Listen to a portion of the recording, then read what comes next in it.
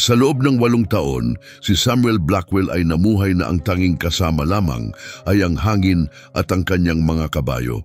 Hindi siya nakipag-usap kanino man, hindi nakakita ng kahit sinuman, at gusto niya itong manatili sa ganoong paraan. Ngunit nagbago ang lahat ng isang gabi, may dumating na 10 babaeng Apache sa kanyang harapan, basang-basa sa ulan at desperadong naghahanap ng masisilungan. Ang gabing iyon na puno ng bagyo ang pumilit kay Samuel na gawin ang pinakamahirap na desisyon ng kanyang buhay dahil ang mga lalaking humahabol sa kanila ay sapat ng malapit para maamoy ang usok na nagmumula sa kanyang chimenea.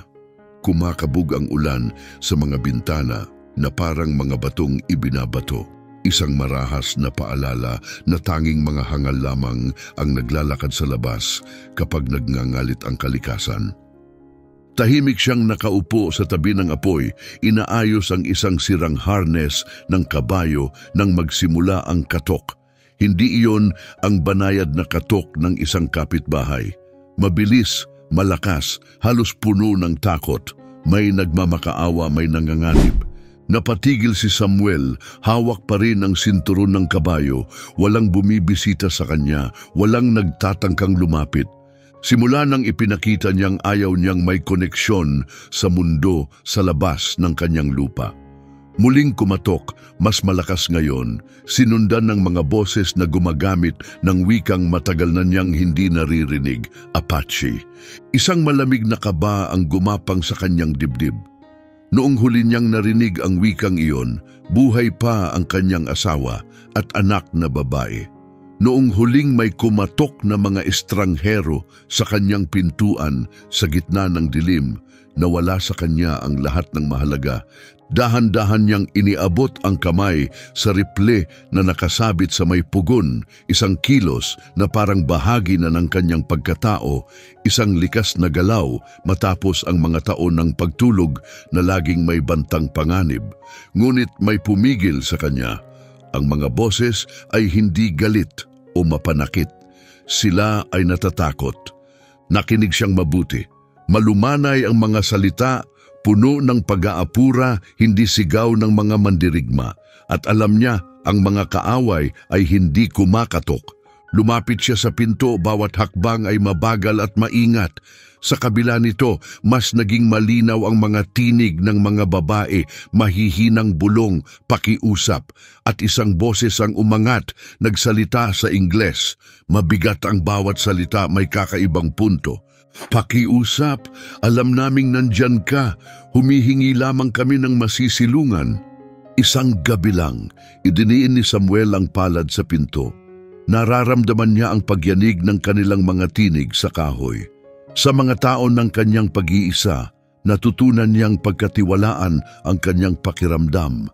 At sa sandaling iyon, alam niya na may panganib na paparating. Hindi mula sa mga babae, kundi sa kung anumang nagtulak sa kanila para kumatok sa kanyang pintuan sa gitna ng isang bagyong kayang pumatay. Naalala niya si Clara, kung paano siya magpapaalala na maging mabuti, kung paano niya pinaniniwalaang ang kabaitan ang nagpapanatili sa kanilang pagkatao. Ngunit wala na si Clara at noong huling nagtiwala siya sa mga estranghero ay siya ring araw na inilibing niya ito. Muling nagsalita ang babae, mas malapit na ngayon na para bang ang kanyang bibig ay nakadikit mismo sa pintuan. Paparating na sila. Kapag hindi mo kami tinulungan, mamamatay kami dito. At kapag nakita nila kaming patay sa harap ng iyong bahay, papatayin ka rin nila. Nakahinto ang kamay ni Samuel sa bakal na kandado. Sa lahat ng taon na yon, ni minsan ay hindi niya binuksan ang pinto para kanino man. Ngunit may kung anong kakaiba sa kanyang tinig, ang pagiging matatag nito, ang katotohanan sa mga salita na nagsabing magbabago na ang kanyang buhay.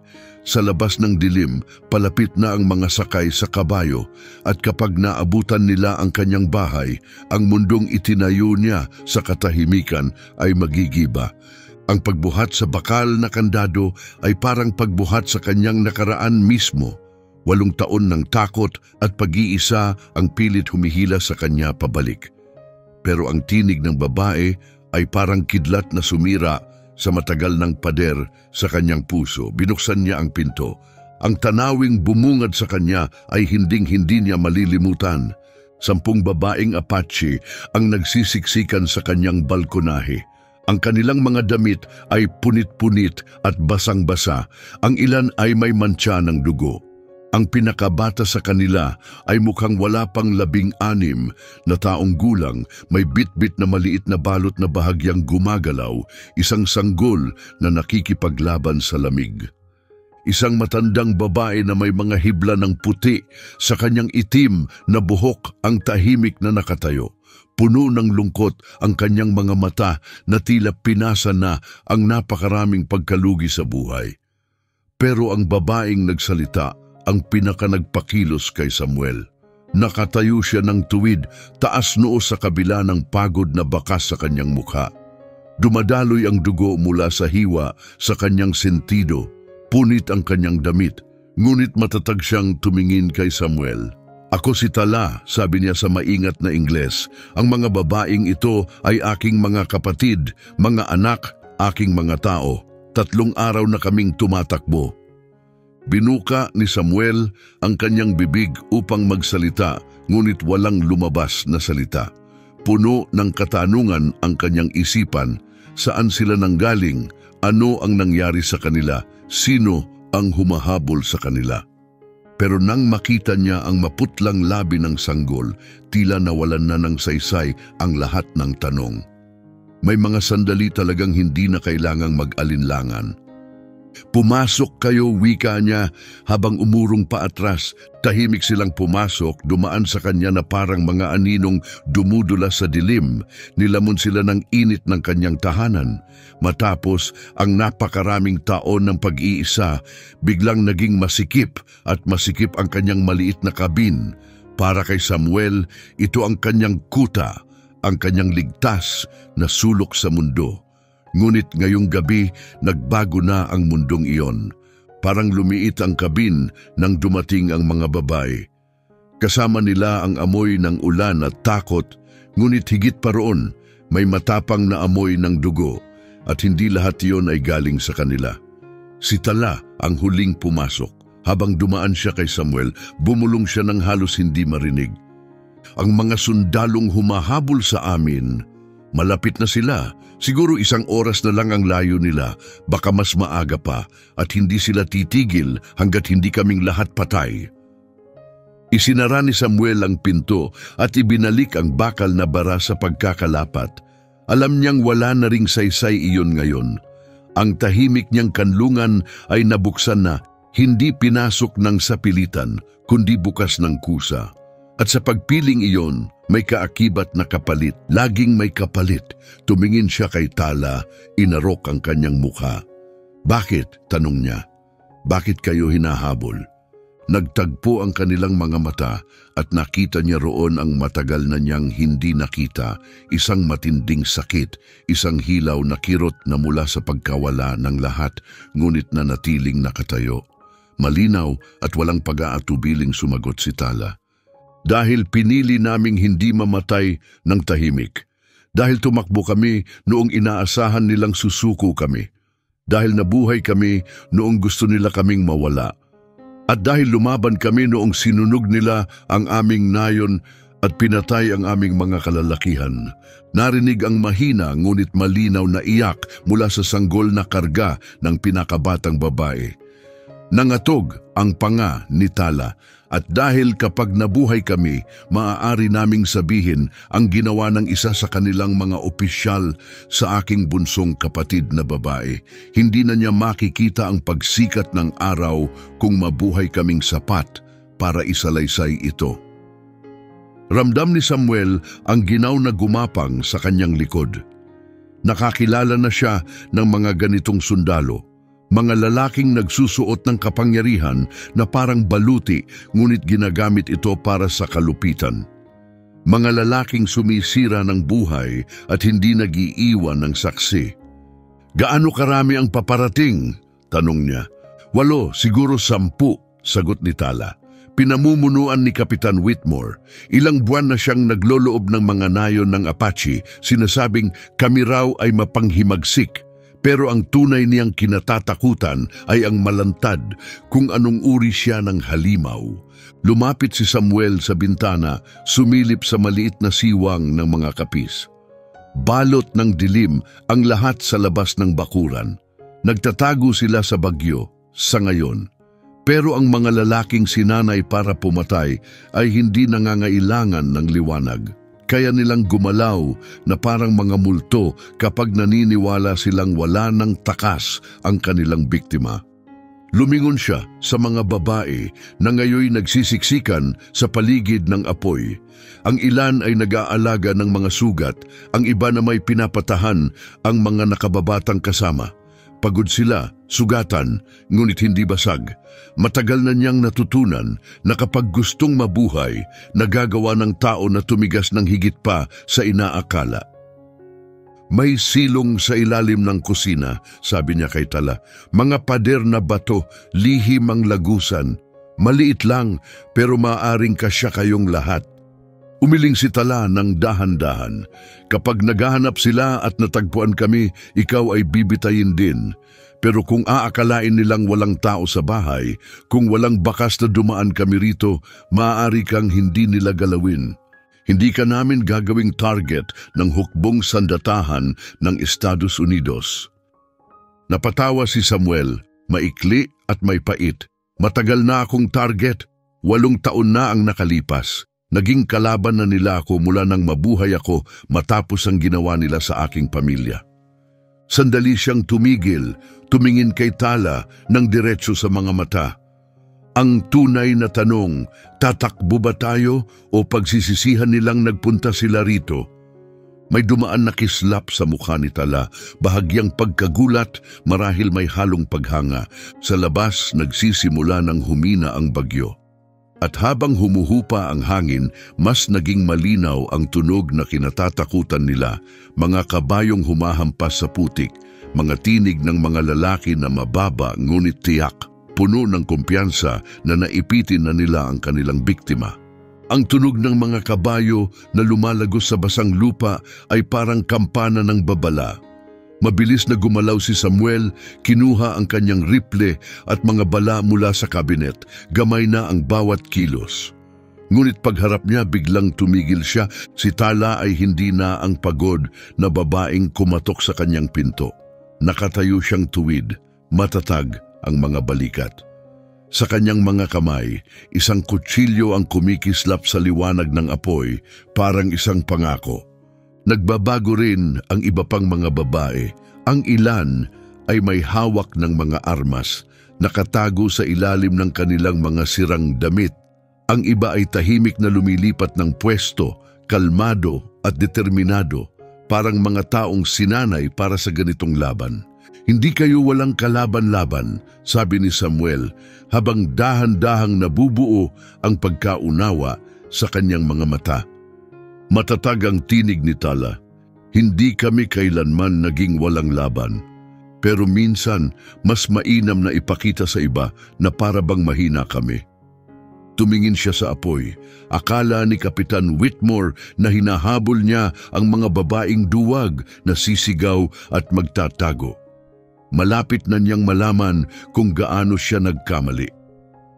Ang batang ina ay dumausdos patungo sa likuran ng bahay kasama ang sanggol, kasunod ang 2 pang babae na hindi na kailangang utusan. Gumalaw sila na parang isang grupo, mahinahon at sigurado. Naunawaan na ni Samuel, hindi lang sila mga nakaligtas, sila ay mga mandirigma. At ang gabing ito ay hindi aksidente, isa itong plano. Ilang beses na kayong nakapatay, tanong ni Samuel kay Tala. Diretsong tumingin si Tala sa kanya, walang paghingi ng tawad. Sapat na para malaman naming hindi si Whitmore at ang kanyang mga tao ang unang nagpabaya sa mga babaeng Apache. At hindi rin sila ang huli, pero sila siguro ang pinakagugulatin. Sa labas, mas lumalakas ang mga tinig ng mga sundalo. Naririnig na ni Samuel ang hindi bababa sa 6 sa kanila. Marahil mas marami pa, at ang kanilang mga salita ay parang matutulis na talim na lumalagpas sa bagyo. Paparating na sila at iniisip nilang panalo na sila. Mga bihasang sundalo ang mga ito, pero sila'y mga dayuhan, walang alam sa lupain at mapanganib ang pagkakamali nila kung sino talaga ang kanilang hinahabol. Ang silong, muling sabi ni Samuel, matatag ang tinig, ngunit umiling si Tala. Kapag tumakbo tayo ngayon, hinding-hindi na nila kami titigilan. Kapag nagtago tayo, guguluhin nila ang buong bahay hanggang matagpuan kami. Pero kung lalaban tayo at tapusin ito ngayong gabi, matatapos dito ang habulan. At sa isang iglap, may nagising sa loob ni Samuel, isang pakiramdam na matagal nang natulog. Ang malamig na katahimikan bago ang karahasan.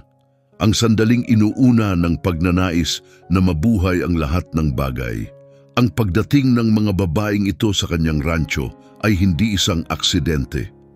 Pinili nila ang lugar na ito, ang bagyong ito, ang mismong gabing ito. Alam nila kung sino siya noon. Ano ang kailangan ninyo sa akin? Tanong niya. Ang ngiti ni Tala ay matulis, parang talim. Inaasahan ni Kapitan Whitmore na makakakita siya ng mga basag na babaeng mahina at walang kalaban-laban. Pero kapag nakita niyang may isang puting magsasakang kasama namin, magdadalawang isip siya. At ang sandaling pag-aatubili na iyon, dagdag niya, magiging kapahamakan niya.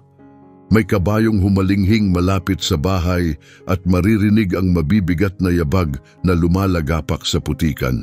May umiikot sa paligid ng bahay, naghanap ng daan papasok, naghahanda para sa pag-atake. Ilang minuto na lang ang natitira, umaasang makikita nila ang mga mukhang takot. Hindi ang handang lumaban. Mabilis na sinuri ni Samuel ang kanyang rifle, tiniyak na handang pumutok. Muling bumalik sa kanyang isip ang tinig ni Clara, banayad at puno ng karunungan. Ang kabaitan ang bumubuo sa ating pagkatao. Pero marahil sa ilang pagkakataon, ang kabaitan ay kailangang magmukhang proteksyon. Maaaring sa mga ganitong sandali, ang kabaitan ay may matalim na gilid at may kasamang mga baril. Isa pang bagay, mahina ngunit seryosong sabi ni Tala, kapag nalagpasan natin ito, hindi ka na pwedeng manatili rito. Mag-iimbestiga sila, magtatanong, may darating para maghanap. Tumango si Samuel, tinanggap na niya iyon noong binuksan niya ang pinto. Natapos na ngayong gabi ang kanyang 8 taong katahimikan. At marahil iyon ang itinakda para sa kanya. Siguro hindi talaga dapat ang isang tao ay mabuhay ng nagtatago habang buhay. Maya-maya'y may boses na umalingaw-ngaw, malakas at puno ng kumpiyansa, bumaon sa gitna ng bagyo na parang kulog. Alam kong nandyan kayo, lumabas na kayo ngayon at tatapusin namin ito agad. Dumating na si Kapitan Whitmore at wala siyang kaalam-alam sa patibong na kanyang pinasok. Pumuesto si Samuel sa bintana sa harap habang si Tala at 3 pang babae ay nagtago sa mga anino ng pangunahing silid. Hindi kita sa pailaw-ilaw na apoy. Ang natitirang mga babae ay lumipat sa likod, naghahanda ng mga depensa na makapagpapabagal o makalilito sa mga kalaban. Hindi ito mga takot na tumatakas. Isa itong mahusay na nakahandang grupo ng manlulusob. Ilang araw na pinaghandaan ang gabing ito. Magsasaka! Sigaw ni Whitmore sa gitna ng ulan. Hinahabol namin ang mga tumatakas. Buksan mo ang pintuan o ituturing ka naming traidor. Sa pagitan ng mga siwang ng bintana, natanaw ni Samuel ang mga anino ng mga sundalo na kumakalat. Sinasara ang lahat ng daanan ng pagtakas. Estratehiyang militar, karaniwang pamamaraan. Pero mali ang lahat ng kanilang taktika. Akala nila isa itong bahay na puno ng mga takot na kababaihan at isang hangal na magsasaka. Tahimik na lumitaw si Tala sa tabi niya. Hindi man lang niya narinig ang paglapit nito.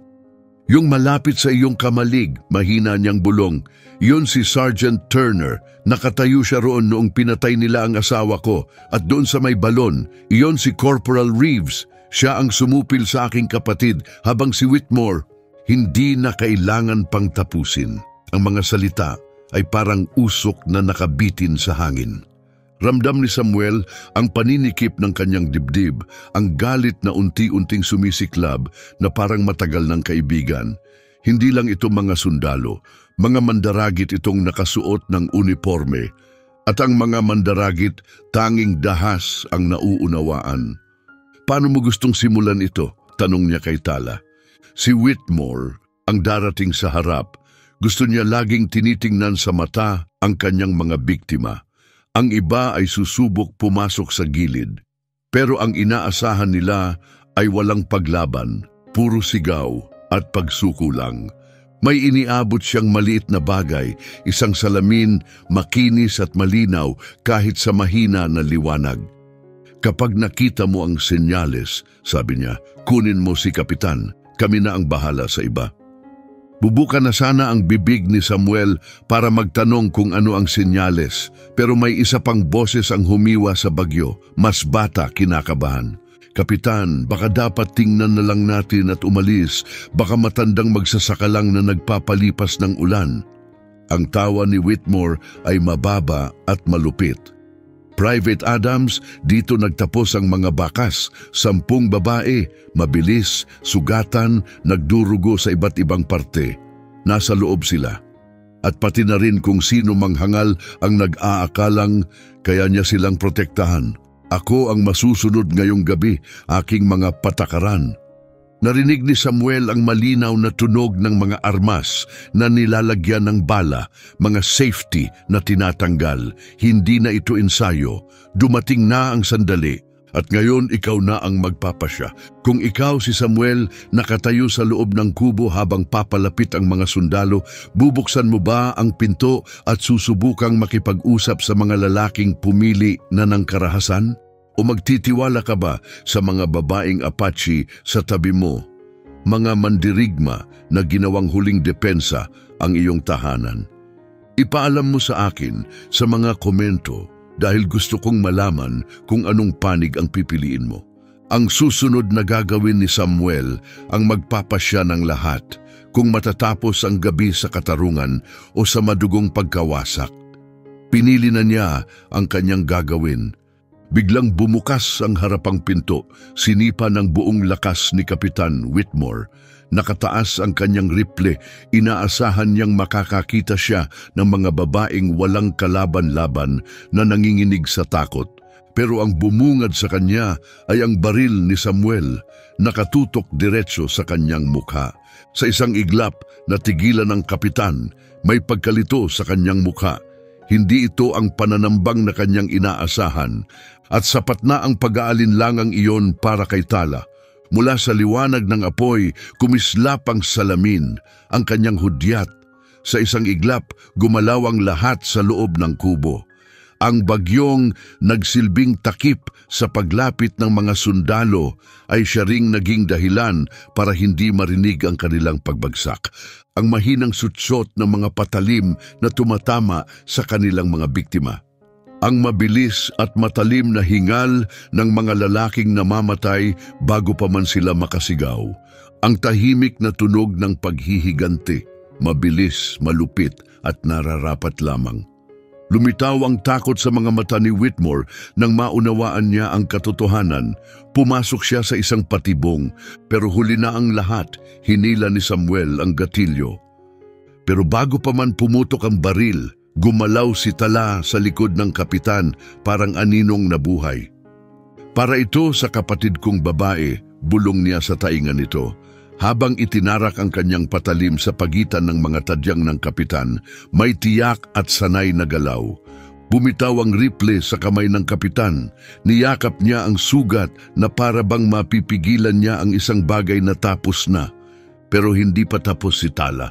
Humarap siya sa kapitan, pinilit siyang tumingin sa kanyang mga mata. At ito, para sa bawat babaeng inakala mong walang kakayahang lumaban. Habang bumagsak si Whitmore, isang bagong tunog ang umaling-awngaw sa gitna ng bagyo. Kalampag ng mga kabayo, mga sigaw, mas maraming lalaki. Hinugot ni Tala ang kanyang patalim, nagbago ang ekspresyon sa kanyang mukha. Hindi nag-iisa si Whitmore. Mula sa pintuan, nakita ni Samuel ang mga apoy ng sulo na kumikislap sa ulan. 12 ng sakay ng kabayo, marahil higit pa. Ang grupo ni Whitmore ay ang paunang pangkat lamang. Ang totoong puwersa ay kararating lang. Lumabas mula sa mga anino ang mga mandirigma ni Tala, seryoso at handa. Ang kanilang mabilis na tagumpay ay tumagal lamang ng wala pang 1 minuto. Ilan sila? Tanong ni Tala sa isa sa mga babaeng lumapit sa kanya. 15, marahil 20. Narinig nila ang putok. Alam nilang may nangyaring hindi tama. Naramdaman ni Samuel ang bigat ng isa na namang imposibleng desisyon, lumaban at mamatay agad, o sumuko at dahan-dahang mamatay. Pero nang tumingin siya sa mga babaeng nasa paligid niya, alam niyang hindi na sila mga estranghero. Ginawa nilang larangan ng digmaan ang kanyang tahanan at may nabago sa kanyang kalooban. Marahil may pangatlong paraan, isang paraan na hindi lang puro tapang kundi may talino rin. Ang imbakan ng bagyo, mabilis niyang sinabi, hindi para magtago kundi para mabuhay. Kumunot ang noo ni Tala, hindi natin matatakasan ang dami nila, hahabulin nila tayo kahit saan. Hindi tayo tatakbo, sagot ni Samuel habang papunta sa isang kabinet na matagal na niyang hindi binubuksan, halos 1 dekada na.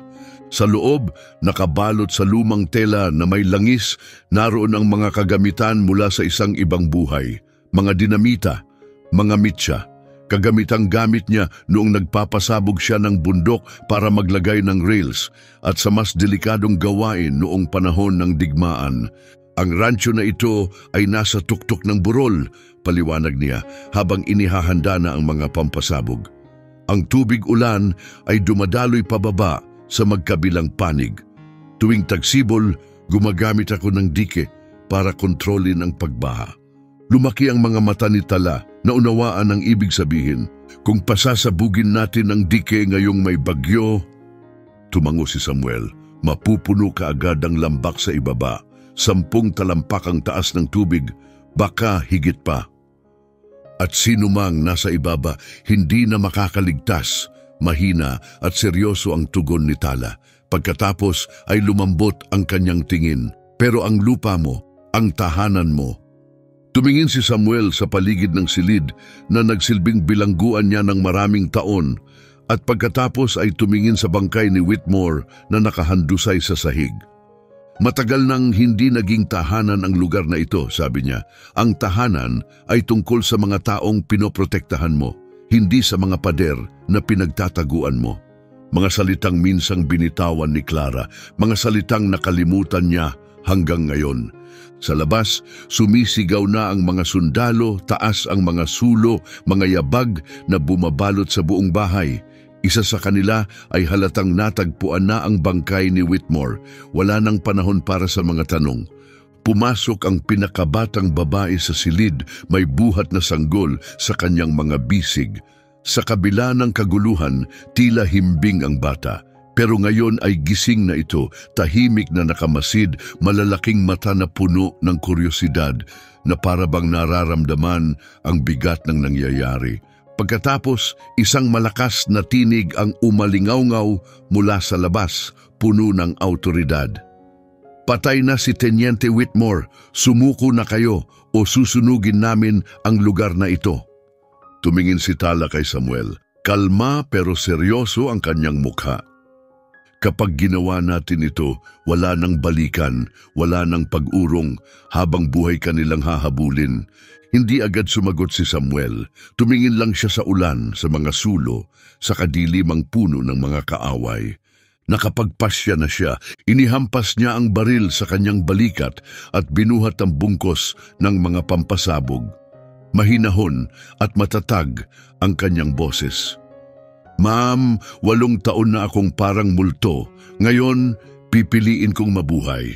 Ngunit habang papunta na sila sa likurang pinto, handang maglaho sa bagyo para isakatuparan ang kanilang desperadong plano, isang tunog ang nagpahinto sa kanila, isang iyak ng sanggol. Mahina, malayo, pero malinaw na totoo, at hindi ito galing sa batang ligtas na sa kanilang mga bisig. Isa pang sanggol, nasa labas, sa ulan, sa pagitan ng mga sulo at mga sigaw, may inosenteng buhay na nadamay sa bangungot na ito. May isang sundalong nagdala ng bata, sapagkat madalas ang mga halimaw ay may pamilyar na anyo, at kung minsan may dalang sanggol para ikubli ang kasamaan sa kanilang mga puso. Isang sandaling sinusubok ang kaluluwa. Tumigil si Samuel sa paglalakad, parang biglang bumigat ng husto ang dinamita sa kanyang mga bisig. Sa basag na harapang pinto, nakita niya ang bangkay ni Whitmore at ang kisap ng liwanag mula sa mga sulo. Sa likod ng liwanag na iyon, may isang bata na naipit sa digmaang wala siyang kinalaman. Hinawakan ni Tala ang kanyang braso, matigas na parang bakal ang kapit. Posibleng patibong ito, ginamit na nila ang mga bata noon. Ngunit umiling si Samuel, napakarami na niyang narinig na desperadong iyak sa buong buhay niya upang hindi makilala ang tunay kapag tumagos ito sa gabi. May nagdala ng bata, malamang isa sa mga tauhan mismo ni Whitmore, sa isang operasyon na dapat ay mabilis at malupit. Ngayon, ang batang iyon ang nagdurusa dahil sa kalupitan ng magulang nito. Hindi natin pwedeng sirain ang dike, mahina niyang sabi. Hindi kung may bata sa ibaba. Kung ganon mamamatay tayo, mariing tugon ng isa sa mga babae. Kasing halaga ng anak ko ang batang iyon. Tama siya, alam iyon ni Samuel. Pero may mga hangganang hindi dapat tawirin ng isang tao, hindi kung gusto niyang magpatuloy na mabuhay ng may konsensya. 8 taon na siyang nakatayo sa hangganang iyon. Ngayon, kailangan niyang pumili kung lalayo siya o tuluyang mahuhulog sa bangin. May isa pang paraan, mahina niyang bulong habang marahang ibinaba ang mga pampasabog. Mas delikado ito, mas mahirap, pero may pag-asa tayong lahat ay mabuhay. Sumeryoso ang mga mata ni Tala, sabihin mo. Paniwalain natin silang naipit tayo. Akala nila wala na tayong takas. Kapag naniwala silang desperado tayo, magmamadali sila, magkakamali.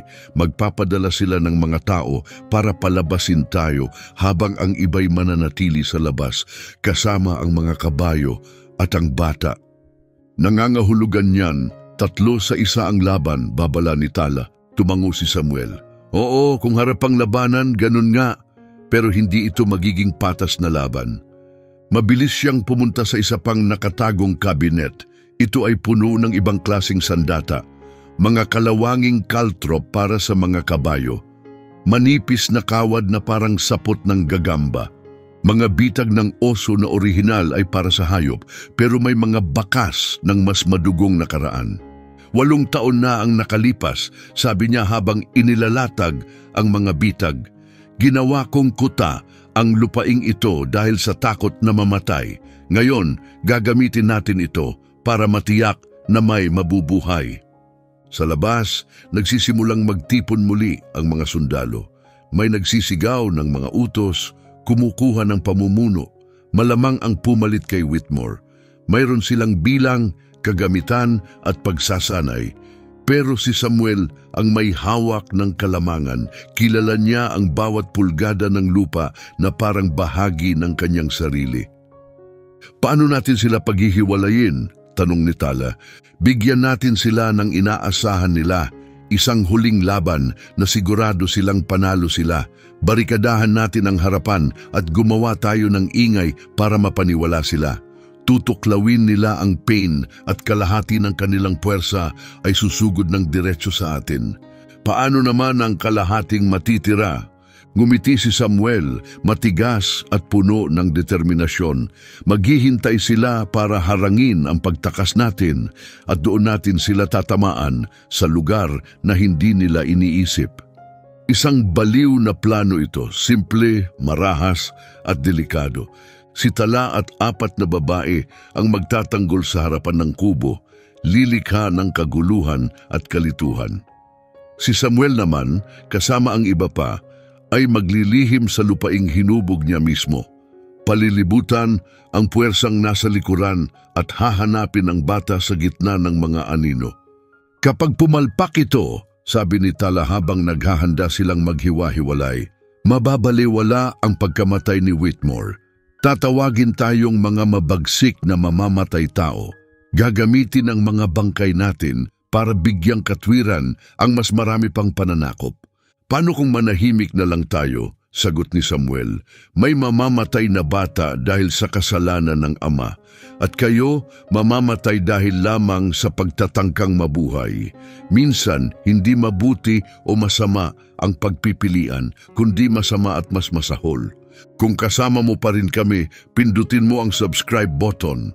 Dahil muli na namang umiyak ang bata, mas mahina na ngayon. At bawat segundo ng paghihintay ay mas naglalapit sa trahedyang hindi kailanman mawawala sa isip ni Samuel. Kilos na, mahina niyang utos. Si Tala at ang kanyang grupo ay naglaho patungo sa harapan ng bahay, handang ipaglaban ito hanggang sa huli. Si Samuel naman ay pinangunahan, ang iba pa patungo sa likod, sa madulas na putik at bumubulong na bagyo. Humupa na ang ulan pero delikado ang lupa. Isang maling hakbang lang ay maaaring magbunyag sa kanila. Habang dahan-dahan silang gumapang sa kadiliman, malapit sa gilid ng mga kalaban, may biglang napansin si Samuel na nagpabagsak sa kanyang damdamin. Nagkamali siya ng kalkulasyon, hindi kasama ng mga reserbang sundalo sa likuran ng sanggol. Ang iyak nanggagaling ito sa gitna. Nasa walang kinikilingang bahagi sa pagitan ng kubo at kampo ng mga sundalo. Tamang-tama sa gitna ng putukan. At nakita niya ito, isang kariton, kagamitang militar, nakatigil malapit sa gilid ng malinis na bahagi ng lupa. Sa anino nito, may isang baluktot na figura na nakayuko sa isang maliit at kumikilos na anyo. Hindi asawa ng sundalo, hindi bahagi ng misyon. Isang bagay na lubos na kakaiba. Suot niya ang mga gusot at punit-punit na damit ng isang taong napilitang madamay sa digmaan, marahil isang kusinera, marahil isang tagalaba, isang babaeng hindi dapat napasama sa labanan, lalo na't may dalang sanggol sa kanyang mga bisig. Itinaas ni Samuel ang kanyang kamay, senyales sa mga babaeng Apache sa likuran na manatili sa pwesto, saka siya dahan-dahang lumapit sa ilalim ng ulan. Narinig niya ang mahinang tinig ng babae, basag-basag at halos pabulong, pilit pinapakalma ang umiiyak na sanggol sa kanyang yakap. Nasa gitna siya ng dalawang magkalabang pwersa na anumang oras ay magbabanggaan, walang masilungan, walang matakasan at walang paraan upang maprotektahan ang kanyang anak mula sa bagyong paparating. Mula sa bahay na malapit, narinig ang kaguluhan, ganap na gumagana ang panlilinlang ni Tala, mga putok ng baril, mga sigaw. Kalabog ng mga kasangkapan na bumabagsak sa sahig, umiiral ang plano. Sa dilim nakita ni Samuel ang ilang sundalo na gumagalaw patungo sa ingay, lumalayo mula sa mga karitong may supply at halos walang bantay. Ngunit kahit halos ay may 3 armadong lalaki pa rin na naghihintay at sapat na iyon para pumatay. Hindi nag-atubili si Samuel. Tumayo siya mula sa kanyang pinagtataguan, lumapit ng lantaran sa kariton, nakababa ang baril ngunit handa. Isa sa mga gwardya ay agad na palingon, tinaas ang kanyang baril. Hindi na tinag si Samuel. Kalma at kumpiyansa ang kanyang tinig. Kalma lang, sundalo. Pinapunta ako ni Teniente Whitmore para iligtas ang mga sibilyan, sabi niya. Nagsinungaling na may matatag na kumpiyansa. Nasa kanyang panig ang ulan at dilim. Ang kanyang mahabang madilim na coat ay madaling mapagkamalan na uniforme sa gitna ng kaguluhan. Sapat iyon para magtagumpay. Bago pa makaisip ang gwardiya na sumigaw, nakalapit na si Samuel. Masyadong malapit, napakunot noo ang sundalo, puno ng pagdududa. Hindi ka sundalo, aniya, mas naguguluhan kaysa nag-aalala. Tumango si Samuel, maliit lang. Hindi, sagot niya, at mabilis na pinalo ang sentido ng lalaki gamit ang hawakan ng baril. Bumagsak ang sundalo sa putik na walang imik. Lalong kinuyom ng batang babae ang kanyang anak habang papalapit si Samuel. Malalaki ang kanyang mata sa takot, hindi bagay sa batang edad niya. Hindi siya aabot ng 20 taon. Nilamukos na siya ng buhay, kita sa kanyang mukha ang matagal na panahong walang katahimikan. Pakiusap, mahina niyang pakiusap, parang bulong, "Huwag mong saktan ang anak ko, wala siyang kasalanan." "Wala ka ring kasalanan," malumanay na sagot ni Samuel. "Anong pangalan mo?" "Ruth. Ruth Sanders," bulong niya. "Nagluluto ako para sa mga lalaki, naglalaba. Sabi ni Kapitan Whitmore, ligtas daw ito. Sabi niya, mga babaeng nagnanakaw lang daw ng kabayo." Napakuyom si Samuel. Ramdam ang galit na nagbabaga sa kanyang dibdib. Niloko rin siya ni Whitmore. Nilinlang ang lahat. Ginawang kasangkot ang isang ina at ang kanyang anak sa isang masaker. Kahit patay na, patuloy pa ring sumisira ng buhay si Whitmore. "Ruth," sabi ni Samuel, "ililigtas kita dito, pero kailangan mong sundin lahat ng sasabihin ko. Kaya mo ba yon?"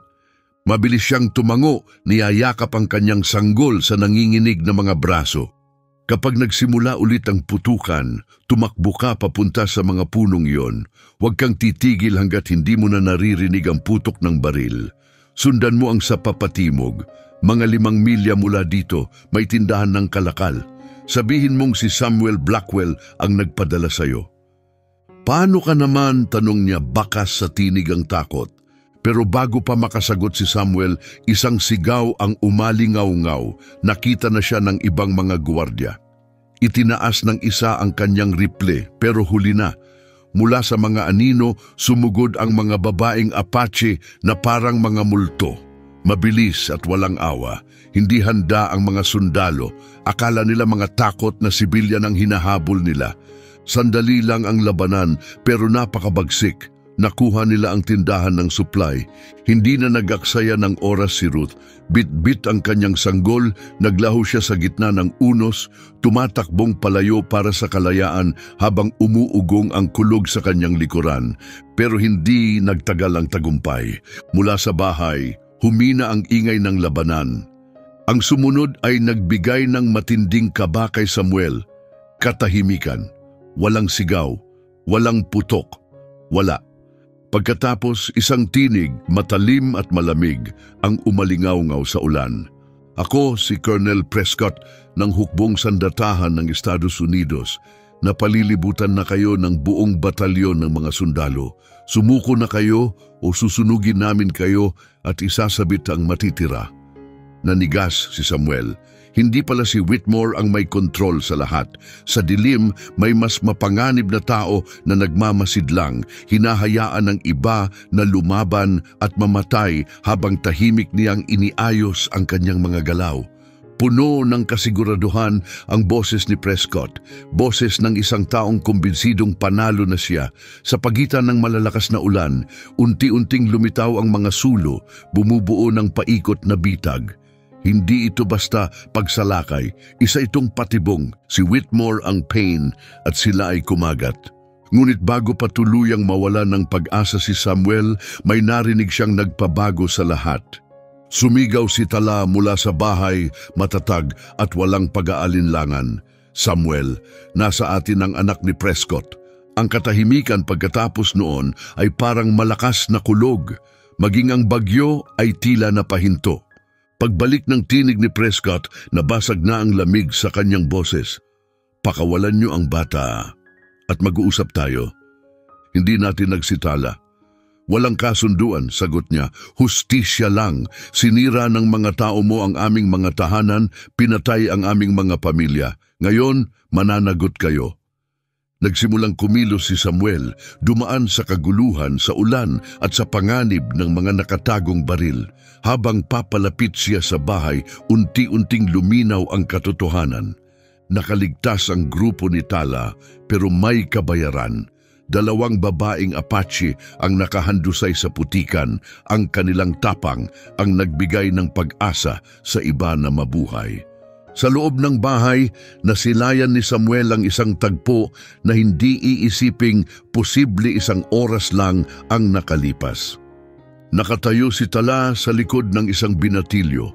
Mahigpit na nakatutok ang kutsilyo sa kanyang leeg. Suot nito ang ranggo ng isang tenyente, pero kitang-kita sa nanginginig niyang mga kamay at malalaking mata ang takot. Isa pa lamang siyang bata. Halos kasing edad lamang ng isang kabataan, pero walang dudang anak siya ni Colonel Prescott.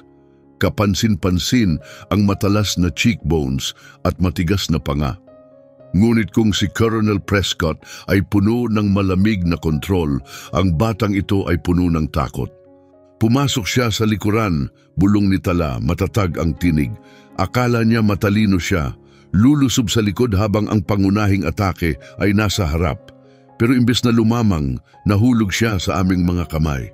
Ibinuka ng batang opisyal ang kanyang bibig para magsalita, pero lalo pang idiniin ni Tala ang kutsilyo. Isang manipis na guhit ng dugo ang lumitaw sa kanyang leeg. Lumapit si Samuel, matatag ang mga mata. "Ilang taon ka na?" tanong niya. 19, mahina ang sagot ng bata. Hindi kumurap si Samuel. Pareho ng edad ng anak ng kusinera, yung tumakbo kanina sa dilim habang bit-bit ang kanyang sanggol. Parehong edad ng ilan sa mga babaeng pinatay ng kapitan mo. Matiim niyang tinitigan ang mukha ng binata.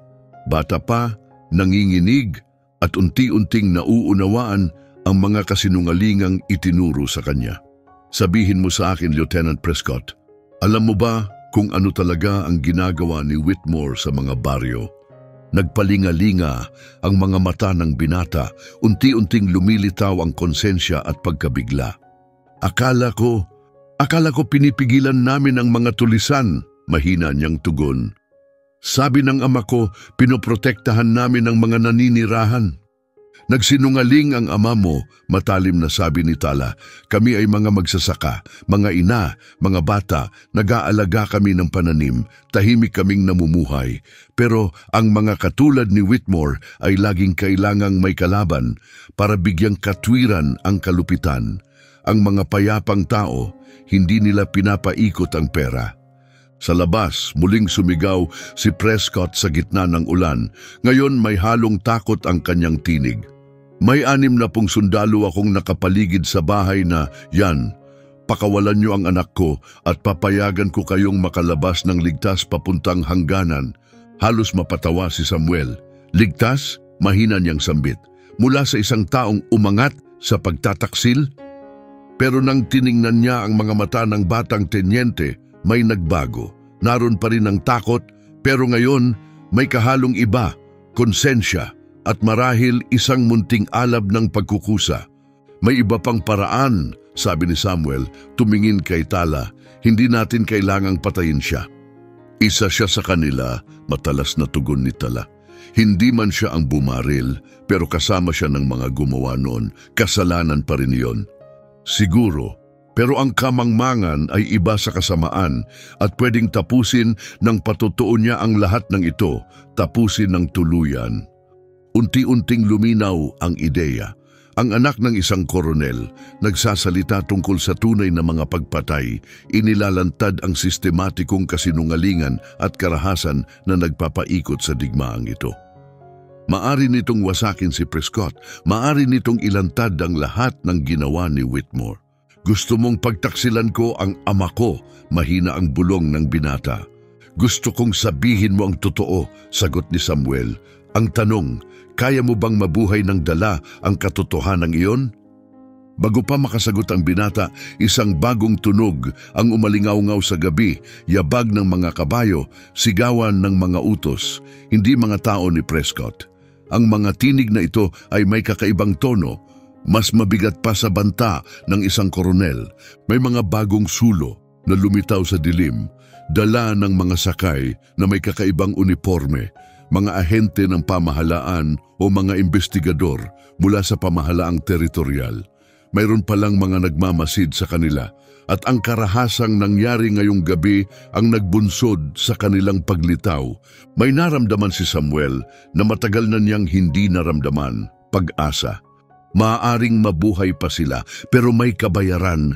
Kailangang isiwalat ang katotohanan, hustisya ang humihingi nito at may mga makapangyarihang tao ang mabubuwal. Tumingin ang batang tenyente sa mga humuli sa kanya, saka sa mga papalapit na opisyal pagkatapos sa refleksyon ng sarili sa kutsilyong nakatutok pa rin sa kanyang leeg. Ano ang gusto niyong sabihin ko? Mahina niyang tanong. 6 na oras makalipas, sumilay ang liwanag ng umaga sa mga guho ng rancho ni Samuel Blackwell. Pininturahan ang silangan ng pula at ginto, mga kulay ng katapusan at ng panibagong simula. Pinakinggan ng mga investigador ang bawat salitang sinabi ng batang tenyente. Unti-unting dumilim ang kanilang mga mukha sa bawat pagbunyag. Ang sinimulan bilang pagsisiyasat sa kalupitan ni Whitmore ay lumawak at naging isang matinding iskandalo. Sinusundan ang duguang mga utos hanggang sa mismong kabisera. Inaresto si Colonel Prescott, ginapos ng mismong sistemang minsan niyang pinamunuan. Hindi siya bumagsak dahil sa kalaban, kundi dahil sa desisyong magsalita ng sariling anak.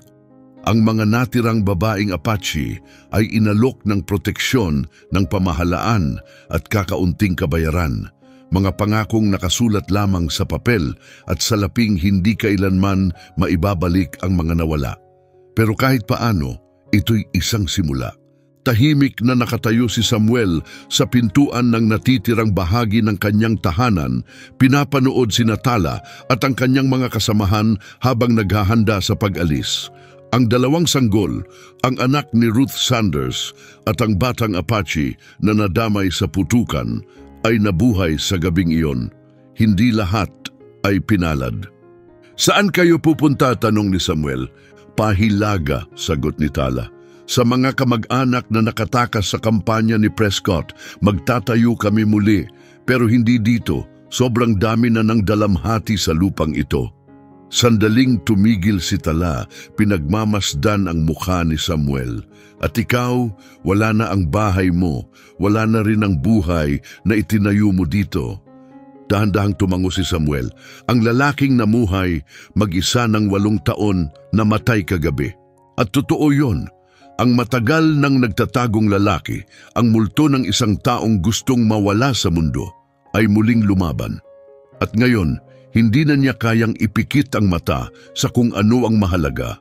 Hindi na niya kayang kalimutan na may mga laban na dapat talagang ipaglaban. Siguro pupunta ako sa kanluran, aniya, hahanap ng lugar na nangangailangan ng tagapagtayo, isang mandirigma, isang taong sawang magtago. Ngumiti si Tala, unang ngiti na nakita niya mula rito. Si Ruth Sanders, sabi niya, kailangan niya ng kasama. Ang daan papuntang Denver ay mapanganib para sa isang babae na may sanggol. Kailangan niya ng tagapangalaga. Muling tumango si Samuel, sasamahan ko siya. Hindi nag-alinlangan si Samuel. Alam niya hanggang sa kaibuturan ng kanyang pagkatao na ang unang hakbang ng bagong buhay niya ay hindi para sa sarili. Ito ay para sa iba, para tulungan silang makarating sa kaligtasan, bantayan ang kanilang pag-asa sa kapayapaan. Habang ang mga babaeng Apache ay nagtungo sa hilaga, tangan ang marupok na pangako ng paghilom, si Samuel ay kumabig pa kanluran patungo sa hindi alam. Hindi para tumakas, kundi para sa pagtubos. Sa itaas, patuloy na sumikat ang araw, binibigyang liwanag ang sugatang lupa. Isang lugar na naging saksi sa dugo, pagkalugmok at sa wakas, isang munting anyo ng katarungan. Dahil minsan, ang pagtatapos ng isang kabanata ay simula lamang ng panibago. At minsan, ang isang taong akala niya'y wala na siyang maibibigay ay matutuklasang sa kabila ng lahat, doon pa lamang siya nagsisimula. Paglipas ng mga taon, sa paligid ng mga apoy at sa tahimik na mga kubo, ikukwento ng mga manlalakbay ang gabi kung kailan 10 babaeng Apache at isang nag-iisang magsasaka ang nanindigan laban sa isang buong hukbo at nagwagi. Pero yung mga tunay na nakasaksi, alam na ang katotohanan ay hindi ganoon kasimple. O marahil mas simple pa. Dahil ang pinakamahihirap na desisyon ay hindi palaging tungkol sa tama o mali. Minsan tungkol ito sa tapang, sa pagpili ng pagkatao kaysa sa sariling kaligtasan. At sa mga sandaling iyon, kung kailan pinipilit kang ipakita kung sino ka talaga, ang tanging mahalagang bagay ay ang piliin mong manatiling tao.